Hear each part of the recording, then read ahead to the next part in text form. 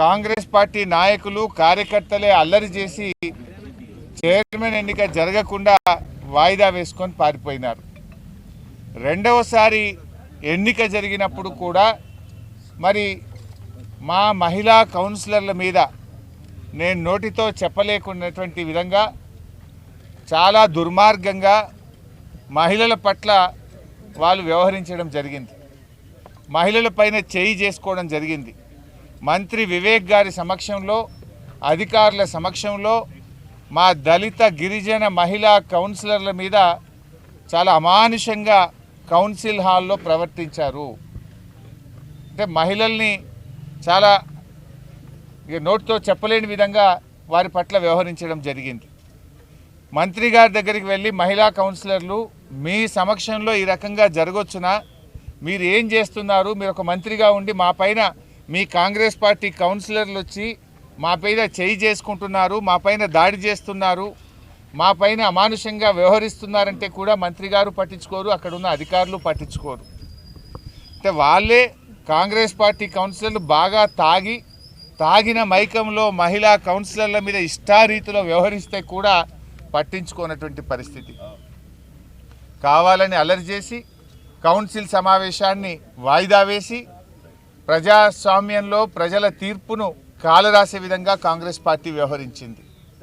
మా 14 మంది కౌన్సిలర్లు కూడా కౌన్సిల్ వాయిదా వేయొద్దు, కోరం ఉంది, మెజారిటీ ఉంది, ఎన్నిక జరపండి అని పట్టుబడితే కూడా పట్టించుకోకుండా మంత్రి గారి కనుసైగల్లో ఎన్నిక వాయిదా వేసి వెళ్ళిపోవడం జరిగింది. ఈరోజు జరిగిన సంఘటన ఏంది? యాక్చువల్గా ఆ రోజు మా కోవలక్ష్మక్క కూడా ఈ ఎన్నికలకు ఇన్ఛార్జిగా ఉన్నారు. కోవలక్ష్మక్క గారు, బాల్కా సుమన్ గారు కౌన్సిలర్లతో పాటు మేము గేటు దాకా వెళ్ళి కౌన్సిలర్ లోపల పంపిస్తామంటే మీరు వెళ్ళడానికి వీల్లేదు, ఎమ్మెల్యే అయినా మీరు వెళ్ళడానికి వీల్లేదు అని కోవలక్ష్మి గారిని, సుమన్ గారిని 2 కిలోమీటర్ల దూరంలోనే ఆపేశారు. అదే సమయంలో మంత్రి గారి కాన్వాయ్ అక్కడికి వచ్చి పెద్ద ఎత్తున కాంగ్రెస్ నాయకులు, కార్యకర్తలు అందరూ కలిసి ఒక కాన్వాయ్ని లోపల పంపిస్తూ ఉన్నారు. ఒక ఎమ్మెల్యేగా లక్ష్మక్కను, మాజీ ఎమ్మెల్యేగా సుమన్ను అలో చేయనప్పుడు ఈ కాన్వాయ్ని ఎలా అలో చేస్తారు? ఇదెక్కడి ప్రజాస్వామ్యము? చట్టం అందరికీ సమానంగా ఉండాలి కదా అని ప్రశ్నిస్తే దాడి చేసింది కాంగ్రెస్ నాయకులు. ముందు రాళ్ల దాడి చేసింది కాంగ్రెస్ కార్యకర్తలు, కాంగ్రెస్ నాయకులు. మూల రాజిరెడ్డి మా నాయకుడి కారును ధ్వంసం చేసినారు. ముందు అద్దాలు, వెనక అద్దాలు, కారు బ్యానెట్ను మొత్తం పగలగొట్టేసినారు. దాడి చేసింది వాళ్ళు, అక్రమంగా చట్ట విరుద్ధంగా వ్యవహరించింది వాళ్ళు. పైగా మళ్ళీ మా నాయకుల మీద కేసు పెట్టి ఇవాళ జైల్లో పెట్టినారు.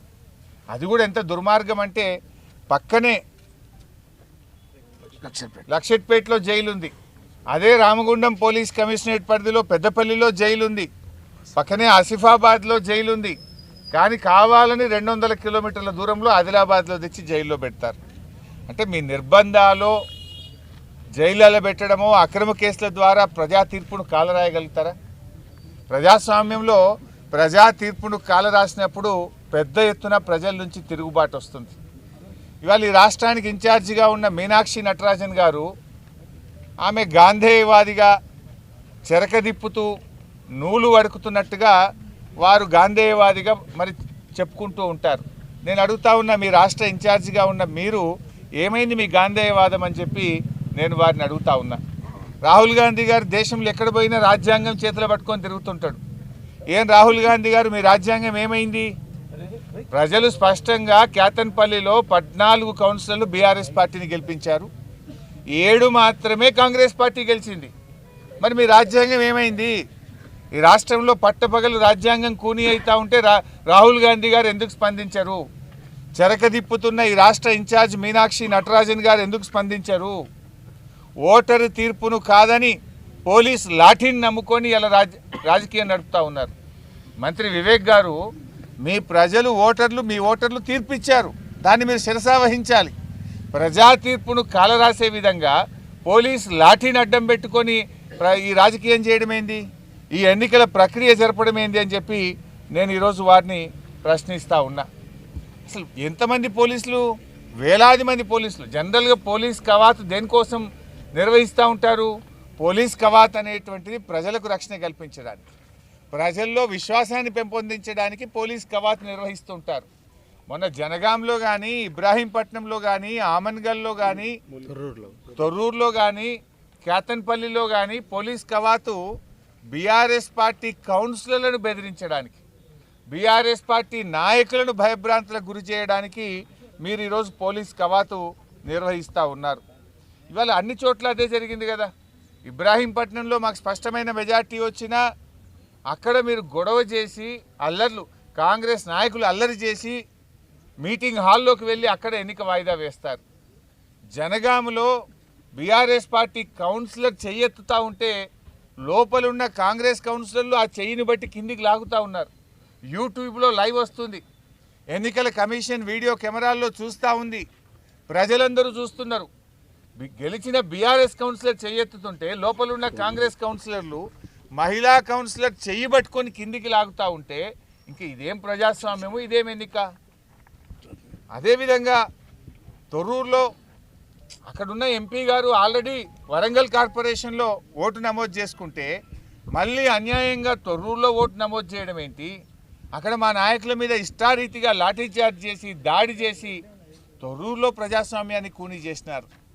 జనగాం అయినా, తొర్రూరు అయినా, కేతన్పల్లి అయినా, ఆమన్గల్ అయినా, ఇవాళ అన్ని చోట్ల కూడా ఇబ్రాహీంపట్నం అయినా ప్రజాస్వామ్యాన్ని కూనీ చేస్తూ దొడ్డిదారిన పదవులు దక్కించుకుంటా ఉన్నారు. నువ్వు ఎన్ని ప్రయత్నాలు చేసినా రేవంత్ రెడ్డి గారు, మీరు ప్రజా ఆమోదాన్ని కోల్పోయారు.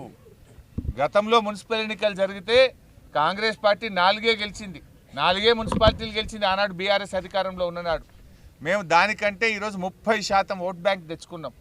దాదాపు 800 కౌన్సిలర్లు ఈరోజు బీఆర్ఎస్ పార్టీ గెలిచింది. దాంతో నీకు నిద్ర పట్టలేదు. అక్రమంగా పోలీసులను అడ్డం పెట్టుకొని దొడ్డిదారిన ప్రజాస్వామ్యాన్ని కూనీ చేసి చైర్మన్ స్థానాలు దక్కించుకునేటువంటి ప్రయత్నానికి పాల్పడతా ఉన్నావు. కానీ దేనికైనా కొంత హద్దులు ఉంటాయి. కానీ ఇక్కడ కేతన్పల్లిలో హద్దులు మీరి మహిళా కౌన్సిలర్ల మీద దుర్మార్గంగా వ్యవహరించారు. బాధ కలిగే అంశం ఏంటంటే ఆ మహిళా కౌన్సిలర్ల తరఫున ఆర్కే పురం పోలీస్ స్టేషన్లో కంప్లైంట్ ఇవ్వడానికి వెళ్తే పోలీసులు కంప్లైంట్ తీసుకోరు. సిఐ గారు లేరంటారు, ఉన్న కానిస్టేబుల్ కంప్లైంట్ తీసుకోడు. మహిళా కౌన్సిలర్ల మీద మంత్రి గారి సమక్షంలో వారి గౌరవానికి భంగం వాటిల్లితే మహిళా కౌన్సిలర్ల తరఫున కంప్లైంట్ ఇస్తే తీసుకోరా? మా రాజిరెడ్డి గారి కారు ధ్వంసమైంది, కంప్లైంట్ ఇవ్వడానికి రాజిరెడ్డి గారి తరఫున వెళ్తే ఆ కంప్లైంట్ తీసుకోరు. మహిళా కౌన్సిలర్లు ఇచ్చిన కంప్లైంట్ తీసుకోరు. మీరు మీ పోలీస్ కానిస్టేబుల్తో కంప్లైంట్ పెట్టించి మా నాయకుల మీద అక్రమ కేసు పెట్టి అరెస్ట్ చేస్తారు. మరి రాజిరెడ్డి గారు కారు ధ్వంసం చేసిన కాంగ్రెస్ నాయకులను అరెస్ట్ చేయరా? మహిళా కౌన్సిలర్ల పట్ల హాల్లో ఉన్న అమానుషంగా వ్యవహరించి తాగి మీటింగ్కి వచ్చిన కాంగ్రెస్ కౌన్సిలర్లను అరెస్ట్ చేయరా? ఎందుకు ఆ పిటిషన్ తీసుకోరు? ఎందుకు కేసు నమోదు చేయరు? అంటే ఈ రాష్ట్రంలో అసలు ప్రజాస్వామ్యమే లేదా అంటున్నా. ఆనాడు ఏం చెప్పిండ్రు? ప్రజలకు ప్రశ్నించే హక్కు కాంగ్రెస్ పార్టీ 7వ గ్యారంటీగా ఇస్తుంది అన్నారు. కానీ రాష్ట్రంలో ప్రజాస్వామ్యం పూర్తిగా ఖూనీ అయిపోయింది. రాహుల్ గాంధీ గారు ఏదో ఢిల్లీలో రివ్యూ చేస్తున్నాడు. ఏం రివ్యూ చేస్తున్నారు మీరు? అసలు నువ్వు చేతిలో రాజ్యాంగం పట్టుకొని తిరుగుతున్నావు, దేశం మొత్తం ప్రచారం చేస్తున్నావు. నీ రాష్ట్రంలో అధికారంలో ఉన్న కాంగ్రెస్ పార్టీ రాజ్యాంగాన్ని, ప్రజాస్వామ్యాన్ని ఖూనీ చేస్తుంటే నిన్ను ఎట్లా నమ్ముతారు? నువ్వు ప్రశ్నించు నీ రేవంత్ రెడ్డిని, ఏం రివ్యూ చేస్తున్నావు నేను అడుగుతా ఉన్నా. ఇలా పోలీస్ అధికారులకు కూడా మేము చెప్పేది ఒకటే, అధికారం శాశ్వతం కాదు. అన్ని కాలాలు ఒక తీరు ఉండయి, కాలం మారుతుంది. రేపు బీఆర్ఎస్ అధికారంలోకి వస్తుంది. చట్టాన్ని అతిక్రమించి పరిధులు దాటి బీఆర్ఎస్ నాయకుల పట్ల అతిగా వ్యవహరించిన పోలీస్ అధికారులకు కూడా రేపు తగిన విధంగా వారు మరి చట్టపరంగా ఎదుర్కోవాల్సి ఉంటుంది. మిమ్మల్ని ఎవరు కాపాడలేరు. మీరు తాత్కాలికంగా పోయి మీ పోస్టింగ్ల కోసమో ఇంకో దానికోసమో పోయి తప్పులు చేస్తే మాత్రం రేపు మీరందరూ కూడా రేపు చట్టపరంగా శిక్ష తప్పదు. మీకు చట్టపరంగా కేసులు ఎదుర్కోవాల్సి వస్తుంది.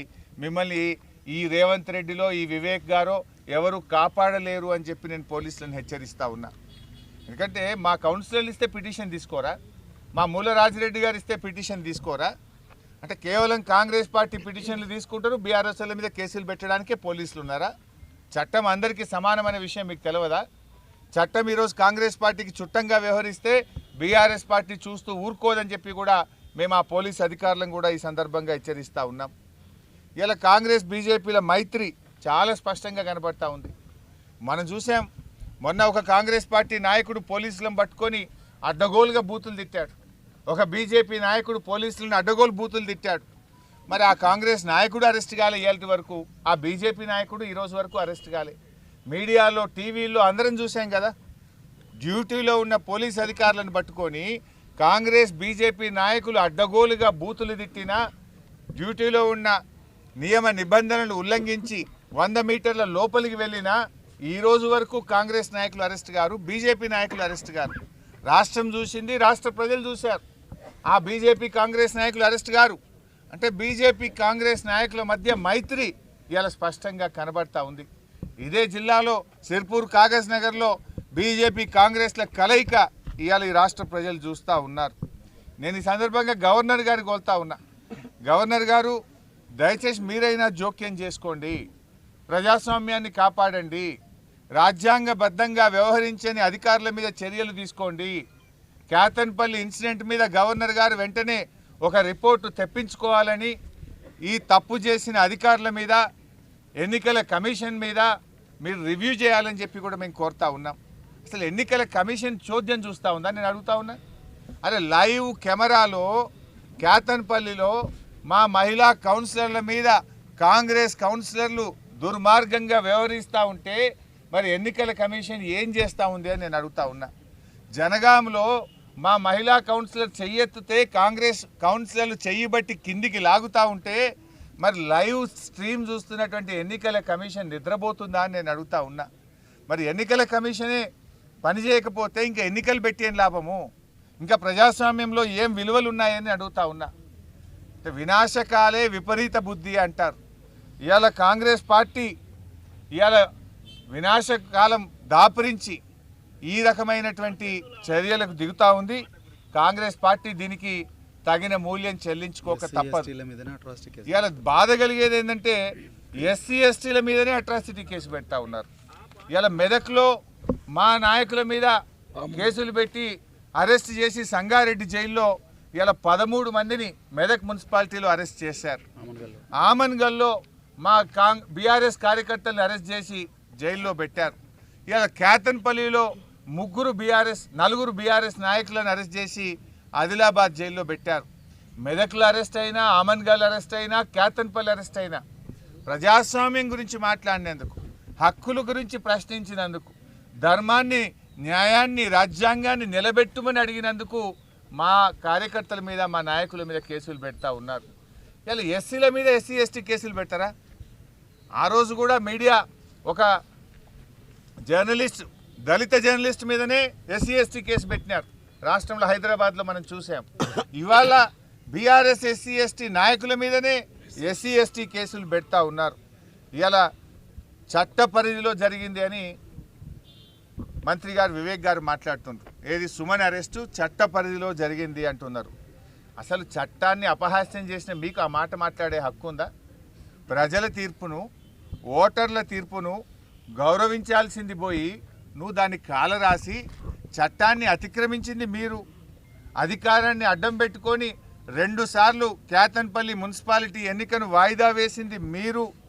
ఇలా చైర్మన్, వైస్ చైర్మన్ ఎన్నిక జరగకుండా వాయిదా వేయించిన మీరు ఇలా చట్టం గురించి మాట్లాడే హక్కు, చట్ట పరిధిలో అరెస్టు జరిగిందని మాట్లాడే నైతికత ఇలా మంత్రి వివేక్ గారికి ఉందా అని చెప్పి నేను ప్రశ్నిస్తూ ఉన్నా.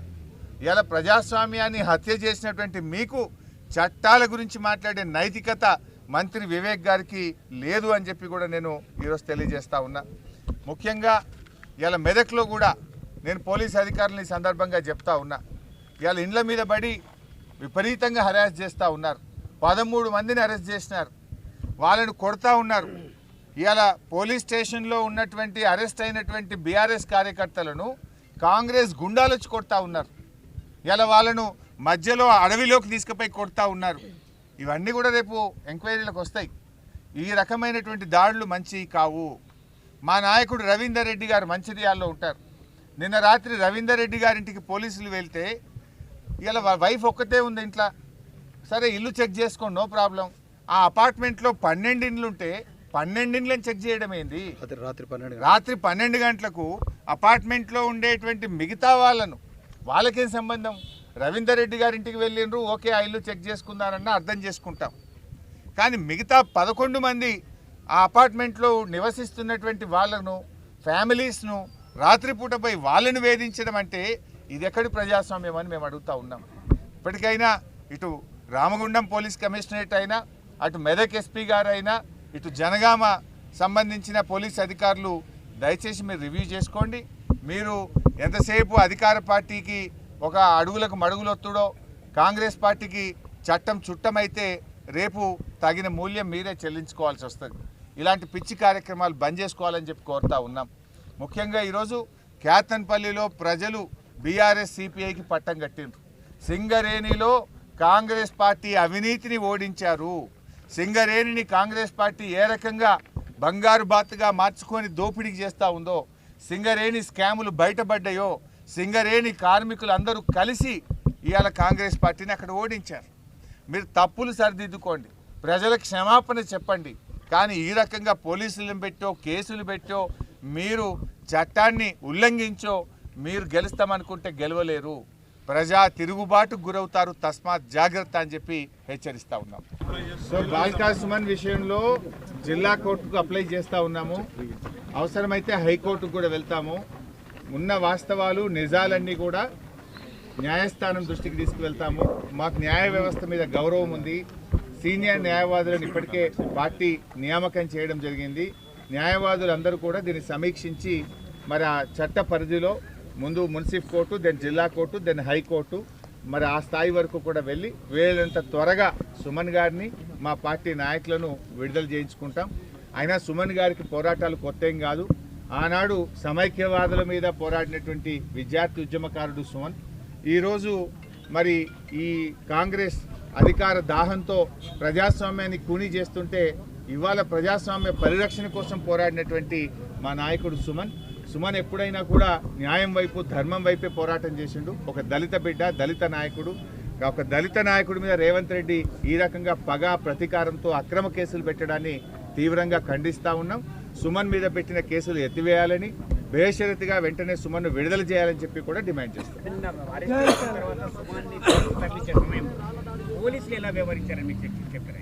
కనీసం అన్నం కూడా పెట్టకుండా సుమన్ గారిని అరెస్ట్ చేసి అర్ధరాత్రి జైలుకు తెచ్చారు. కనీసం అన్నం కూడా పెట్టలేదు, మంచినీళ్ళు కూడా ఇవ్వకుండా సుమన్ పట్ల చాలా అమానుషంగా, అంటే రేవంత్ రెడ్డి గారి డైరెక్షన్లో బుక్కడి భోజనం పెట్టే తెలియలేదా? బాధ కలిగేది ఏంటంటే మొన్న నేను చెర్లపల్లి జైలు పోయింటి, మా ఒక నాయకుడిని అరెస్ట్ చేస్తే అక్కడికి వెళ్ళాం. ఇవాళ ఇక్కడికి కూడా వెళ్ళాం. పరిస్థితి ఏంటంటే రేవంత్ రెడ్డి ప్రభుత్వంలో ఎస్సీ, ఎస్టీ, బీసీ గురుకులాల్లో ఉండే పిల్లలకు మెస్ బిల్లులు రావడం లేదు. జైళ్ళల్లో ఉండే ఖైదీలకు మెస్ బిల్లులు పెండింగ్లో ఉన్నాయి. చెప్పడమేమో గ్రీన్ ఛానల్. నెలల తరబడి ఎస్సీ, ఎస్టీ, బీసీ పిల్లలకు, గురుకుల పిల్లలకు బుక్కడి అన్నం పెట్టలేక పిల్లలు రోడ్ల మీదకి వస్తున్నారు. జైళ్ళల్లో ఖైదీలకు సరఫరా చేసే కాంట్రాక్టర్లకు కూడా సంవత్సరం పైగా బిల్లులు పెండింగ్లో ఉన్నాయి. మన చెర్లపల్లిలో అదే పరిస్థితి, ఇక్కడ చూసినా అదే పరిస్థితి. అంటే జైలు ఖైదీలకు అన్నం పెట్టలేవు, మరి బడిలో చదువుకునే పిల్లలకు బుక్కడు బువ్వ పెట్టలేని ప్రభుత్వం ఈ రేవంత్ రెడ్డి ప్రభుత్వం. చెప్తాడేమో గ్రీన్ ఛానల్ అంటారు. గ్రీన్ ఛానల్ నోటి మాటకే పరిమితం.